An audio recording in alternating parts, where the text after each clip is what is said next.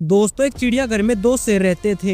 एक दिन खाना देने वाले की गलती से उनके पिंजरे का दरवाजा ठीक से बंद नहीं हुआ। मौका पाकर दोनों शेर भाग निकले। दोनों में से एक शेर तो जंगल का था, इसलिए वो सीधा जंगल की तरफ भागा। दूसरा वाला उसी शहर में पैदा हुआ था, उसे जंगल का कुछ भी समझ में नहीं आता था, इसीलिए वो शहर में ही घुस गया। इसके बाद चिड़ियाघर की स्टाफ, पुलिस सभी फरार शेरों की तलाश में जुट गए। पंजे के निशानों का पीछा किया गया, जाल बिछाए गए। आखिरी में 3 दिन बाद जंगल में भागा शेर पकड़ा गया, लेकिन दूसरा शेर अभी भी लापता था। दिन बीते, फिर हफ्ते, फिर महीने, दूसरे शेर की तलाश लगभग बंद हो गई। इस घटना के 6 महीने बाद एक दिन शहर में फिर से हंगामा मच गया और आखिरकार दूसरे शेर को भी पकड़ लिया गया। इसके बाद जब दोनों शेरों की मुलाकात हुई तो जंगल वाले शेर ने उससे पूछा कि तुम इतने महीने छुपे कैसे रहे। शहर वाला शेर बोला, मैं एक सरकारी दफ्तर में पुरानी धूल खाती फाइलों के बड़े ढेर के पीछे छुपा था। जंगल वाले शेर ने उसका शरीर देखते हुए कहा, तुम तो कमजोर भी नहीं हुए, वहाँ तुम खाते क्या थे। शहर वाला शेर बोला, वहाँ हर 1-2 दिन में कोई ना कोई कर्मचारी वहाँ कुछ ढूंढता हुआ आता था और मैं उसे पकड़कर खा जाता। सरकारी कर्मचारी के गायब होने से कोई काम तो रुकता नहीं था